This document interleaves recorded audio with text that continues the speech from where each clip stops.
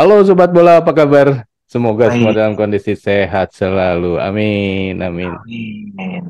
Indonesia dikalahkan Vietnam di final ya. Ini STY gagal terus nih bawa juara gelar ya. Iya, iya, iya, betul, Selalu betul. tidak beruntung. Brepong, Ya, apa yang terjadi di laga final ini? ya, memang kan akhirnya final harus disudahi dengan adu penalti ya. Mhm, Karena 90 menit selesai masih kondisi kosong kosong. mhm, Ditambah lagi 2 kali 15 masih kosong kosong sampai akhirnya adu penalti. Memang mhm, kalau sudah adu penalti ya kita sangat-sangat sulit untuk bisa memprediksi karena salah satu faktor juga yang bisa menjadi merubah katakanlah kedudukan yaitu adalah masalah ini keberuntungan gitu loh bro. mhm, mhm, mhm. Nah, dari Hmm. sisi strategi gimana nih, Bro? Sebetulnya ketika laga dimulai memang STY juga lagi-lagi agak mengejutkan juga ya Mhm, karena ternyata Sananta yang tadinya saya pikir akan turun di awal, Schroyer juga ternyata mereka disimpan sampai dengan berakhirnya babak pertama selesai ya. mhm, Mereka digantikan posisinya oleh Abdurrahman dan kemudian Muhammad Muhammad Agil ya. Cuma sayangnya memang permainan dari kedua pemain tersebut memang belum bisa menyamai katakanlah karakter gaya bermainannya Schroyer dan Sananta gitu loh. mhm, Walaupun sebetulnya dari sejak awal di pertandingan dimulai, justru Vietnam sendiri menjadi tim yang hanya bisa mereaksi dari apa yang dilakukan oleh timnas kita. Karena timnas kita ternyata lebih punya inisiatif dalam melakukan serangan-serangan. Jadi boleh dibilang di menit-menit awal sampai dengan katakanlah 2/3 dari babak pertama itu bola penguasaan banyak di Indonesia mhm, gitu loh. Nah, sementara yang kita khawatirkan bahwa Vietnam akan memanfaatkan ruang-ruang kosong di sayap, dia akan memberikan crossing-crossing, itu ternyata sudah bisa diantisipasi oleh STY.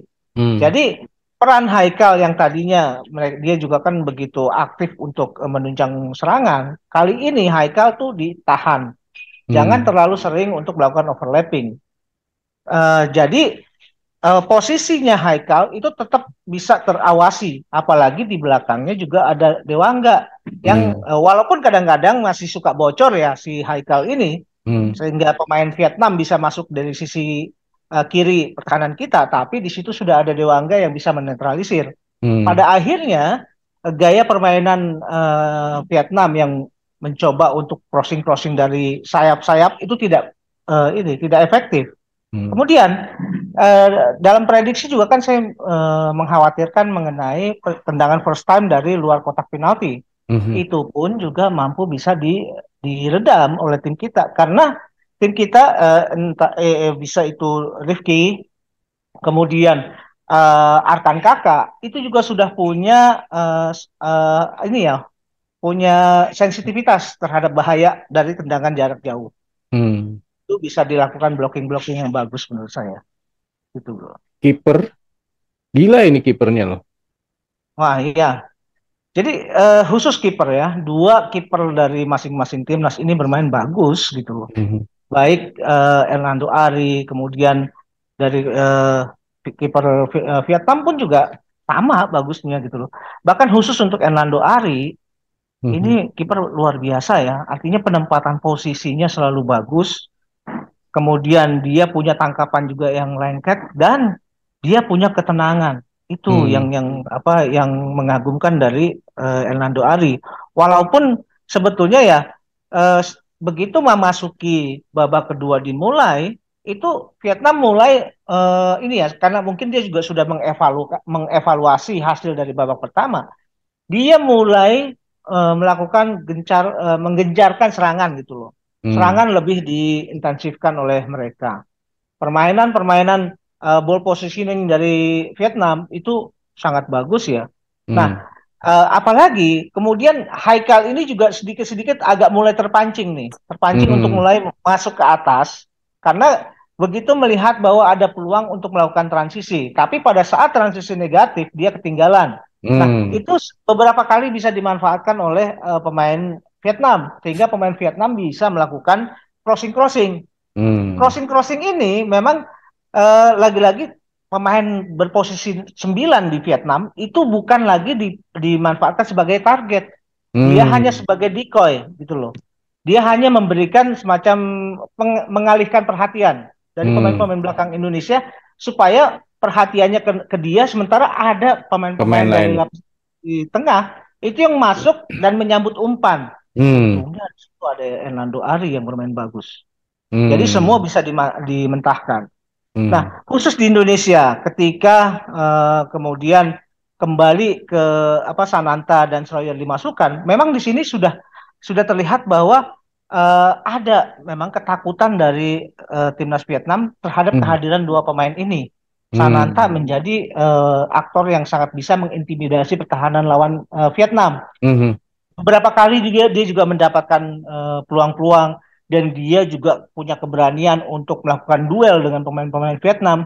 Hmm. Bahkan pemain Vietnam juga seringkali menghentikan dengan cara-cara yang agak sedikit kotor gitu loh. Nah, cuma Hmm. sayangnya ketika Ramadan Sananta sudah mulai bisa memberikan ini ya intimidasi terhadap permainan pertahanannya Vietnam, di situ Beckham keluar. Sayang sekali. Hmm. Hmm. Hmm. Karena di pertandingan ini sebetulnya Beckham ini bagus sekali ya. Dia Hmm. bisa mengorganisir permainan di tengah, dia bisa mengorganisir dan mendistribusikan bola dari kiri dan ke kanan bahkan ke tengah. Hmm. Dia dengan masuknya Sananta sebagai target man di tengah, dia juga kan akhirnya punya opsi yang lebih banyak. Hmm. Dia bisa mengalirkan ke kiri, ke kanan atau ke Sananta langsung. Nah, di sini Beckham itu ya kita tahu ya karena pemain kita juga agak kesulitan juga dengan pemain-pemain pelapis karena opsinya yang sedikit Hmm. gitu loh. Karena akhirnya eh, karena intensitas permainan juga begitu ketat memaksa Beckham harus keluar. Itu yang sebetulnya karena saya pikir ini agak menjadi titik balik ya. Hmm. Kenapa Vietnam jadi lebih leluasa menguasai garis pertahanan di tengah ya. Ya. Garis tengah lapangan itu menjadi mereka lebih kuasai. Hmm. Karena musuh yang bisa menjadi potensi ya serangan itu sudah tidak ada.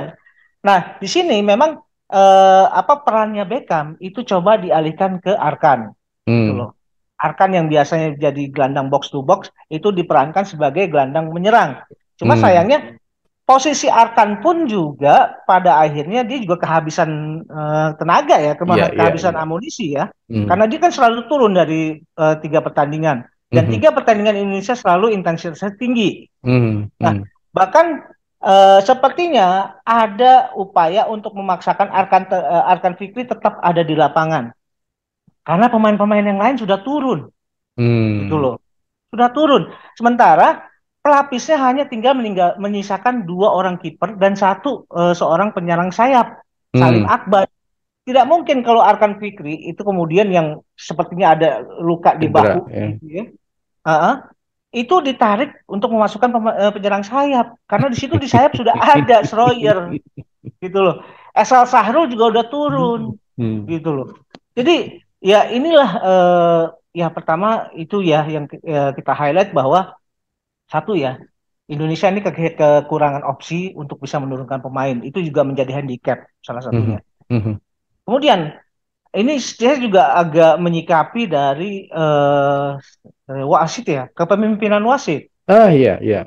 Kepemimpinan wasit juga terutama wasit-wasit pembantu ya di kiri dan kanan.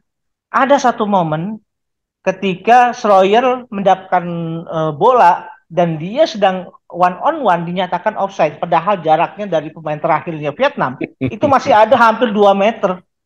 Kok itu bisa kok itu bisa dibilang offside? Ternyata apa hakim garis yang mengangkat bendera itu orang Kamboja, Bro. Susah jadinya.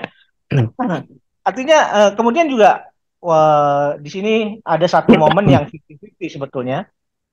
Ketika tendangan dari Beckham Putra itu diblok oleh pemain Vietnam, memang pemain Vietnam itu tidak apa jarak tangannya tidak melebar dari Hmm. badannya, jadi itu Hmm. masih dianggap sebagai sebuah 50-50 lah gitu loh. Hmm. Hmm. Kemudian gaya permainan Vietnam sebetulnya seharusnya ada pemain Vietnam yang dapat kartu merah gitu loh. Ya, Cuma ya itulah. Tapi kita tidak bisa menyalahkan lagi-lagi kepada kepemimpinan wasit ya. Karena tetap saja bahwa kita akui bahwa Vietnam pun ketika hadir di turnamen ini itu dibekali oleh motivasi dan mentalitas yang bagus. Padahal dalam bayangan saya, ketika pemain habis permainan di 2 kali perpanjangan, saya punya keyakinan bahwa Indonesia akan menang melawan Vietnam melalui adu penalti. ya, Karena dalam permainan itu Hernando menggagalkan penaltinya ini Vietnam. ya, betul. Ini kan sebetulnya sebuah pressure ya buat pemain Vietnam ketika menghadapi Hernando yang sudah berhasil menggagalkan penalti dari pemain Vietnam. Mhm. Ternyata tidak gitu loh. Artinya mentalitas kedua tim ini boleh dibilang ini ya jempolan lah dua-dua tim ini.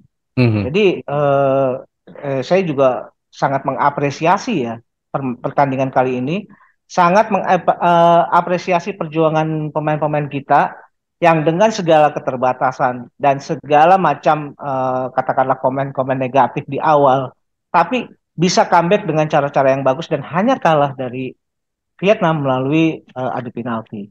Ya. Gitu. Jadi Vietnam sebenarnya kalau kalau melihat kejadian tadi berarti ada pemain ke-12-nya ya Vietnam, yaitu wasit. Oke, ini kalau udah ngomongin wasit pasti rame deh ini, pasti. Iya benar, karena kan selama ini selalu kejadiannya itu di AFF lagi, dan kemudian Hmm. dikaitkan dengan sarang mafia lah dan segala macam. Tapi Tuh. ini saya melihat bahwa pemain Hmm. Indonesia sudah berjuang mati-matian dan itu saya harus menyampaikan salut dan terima kasih Betul, kepada mereka ya. ya, Dan betul. di sisi yang lain, ini kan sebenarnya tim yang maju di AFF ini kan bukan pemain utama ya. Ya, Banyak ya ada beberapa yang biasa bermain di di di level yang seharusnya, tapi beberapa kan justru pemain-pemain debutan nih, ya kan. ya, betul. Dengan debutan aja udah sampai segini itu sebenarnya udah luar biasa. Ini sebenarnya sama dengan AFF yang kemarin waktu yang senior yang awal ada Arhan dan Betul. kawan kan itu waktu itu juga begitu. Kalahnya Ya, tetap di final. betul. Itu Ya, ya itu juga kan membuktikan salah satu bahwa kita tuh ternyata punya talenta yang banyak. Walaupun pemain-pemain ini debutan, ya kita juga harus punya apresiasi yang besar kepada Sintayong dan timnas dan kepelatihannya ya. ya ya Karena mereka yang bisa menumbuhkan kepercayaan diri, memotivasi pemain, kemudian dalam waktu hanya 1 minggu training camp, dia juga bisa merubah mindset permainan tim kita. Kemudian dia juga bisa membekali pemain-pemain kita dengan fisik yang bagus. Terutama saya sih sangat terkesan dengan mentalitas ya.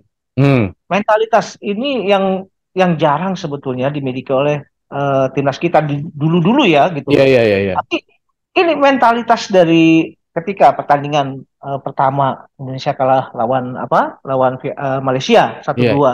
Nah, itu Di kan situ kan setelah banyak tabliknya pemain, kan. itu banyak sekali pemain-pemain yang sebetulnya underperform. Robbie Darwis, Ferrari, itu kan pemain-pemain yang underperform. Tapi Hmm, begitu dia masuk ke fase-fase berikutnya, mereka tuh bisa recover dengan cepat, gitu ya loh. ya Recover dengan cepat. Dan mereka juga bisa kemudian menumbuhkan motivasi berikutnya menghadapi pertandingan-pertandingan berikutnya. Dan puncaknya ketika melawan Thailand, mereka bermain bagus sekali. Dan semua tim yang bermain 11 itu adalah secara secara mentalitas itu sangat bagus dan sangat kolektif. Saya Mhm. juga sangat menyukai dengan Beckham Putra ya. Beckham Putra ini wah ini pemain bagus sekali ya. Karena Mhm. dia selain dia punya visi permainan, dia ngotot, dia juga punya nyali gitu loh. Dan Hmm. ini yang apa ya, yang mungkin bisa menjadi semacam CV ya buat Beckham Putra. Seandainya dia dibutuhkan di timnas senior juga sangat mungkin itu bisa terjadi, bro. Iya, iya. Apalagi kalau menang ya udah jelas ya. CV-nya Iya, itu ada juaranya.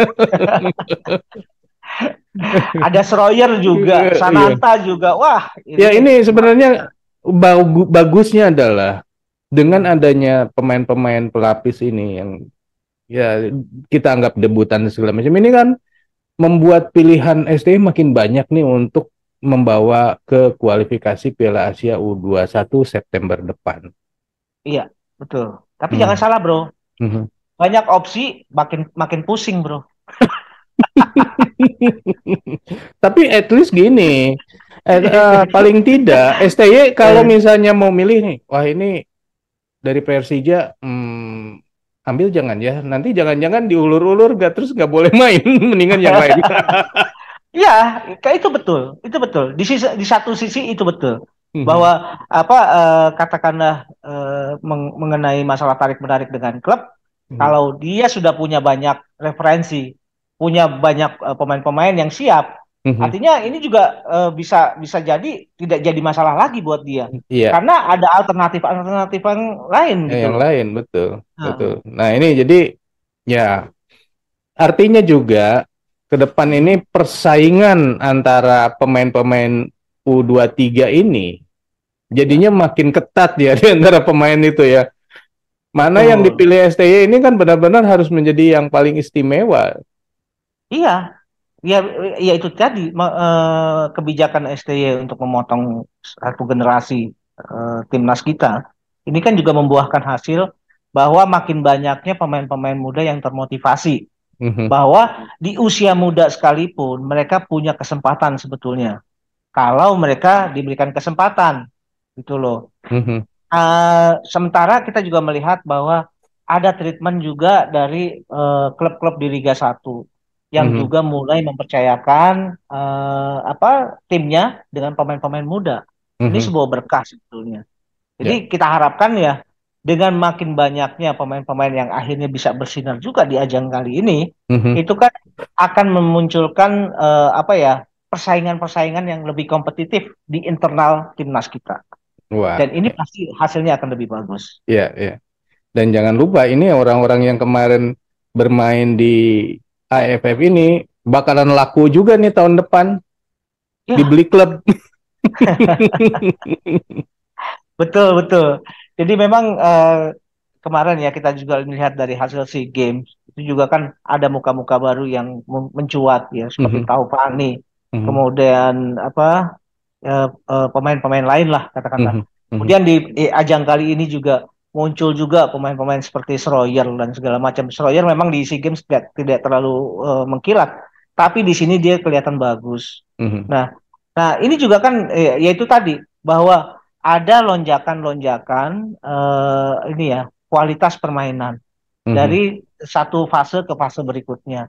Dan mhm, kita harapkan ketika menghadapi momen-momen berikutnya akan muncul lagi talenta-talenta baru gitu loh. mhm, mhm.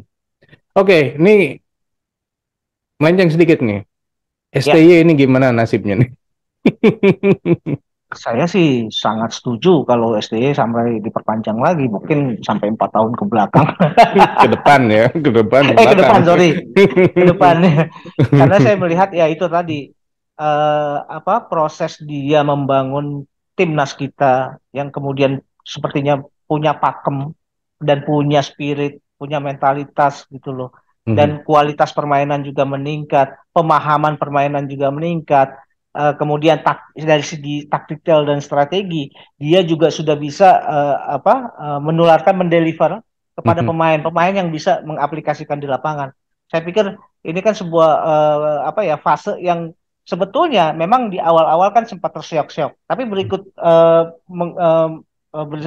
seiring waktu itu kan kelihatan bahwa pemain-pemain kita juga sudah bisa memahami taktikal, kemudian juga punya mentalitas yang diinginkan oleh STY, punya daya juang gitu loh. Itu yang Ya. sebetulnya jarang kita lihat pada fase apa masa-masa sebelumnya gitu loh, Bro. Mhm, mhm. Ya, oke.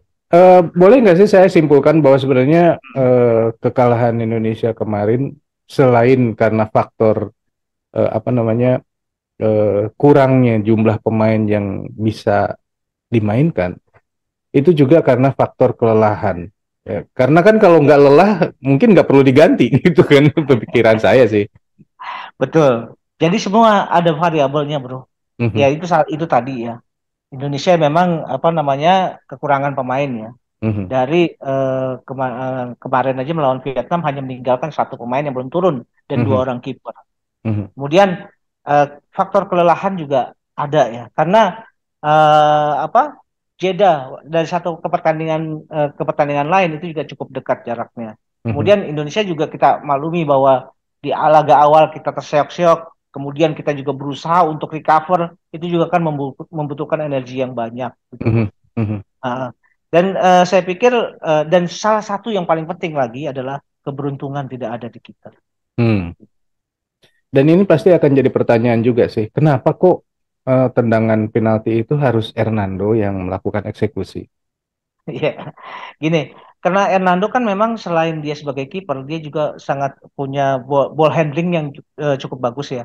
Dan Mhm. dia juga terbiasa membuild up serangan dari kaki, dari awal di bawah.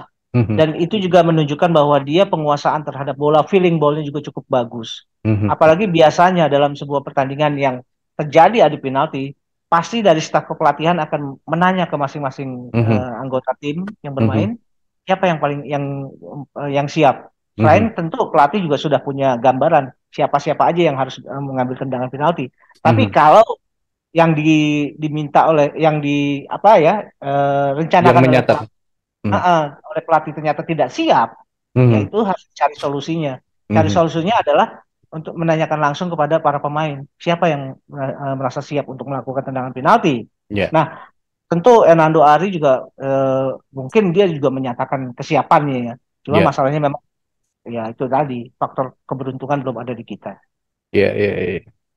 Oke sobat, itulah obrolan kita mengenai laga final AFF U23. Nah, menurut sobat sendiri, bagaimana sebenarnya kualitas timnas Indonesia U23 kali ini? Apakah memang bagus atau karena kita udah tahu juga bahwa banyak pemain pilar yang tidak dibawa atau seperti apa? Silakan tulis di kolom komentar. Sekian dulu obrolan kita lanjut di video yang akan datang. Sampai jumpa lagi, bye. Thank you, bro.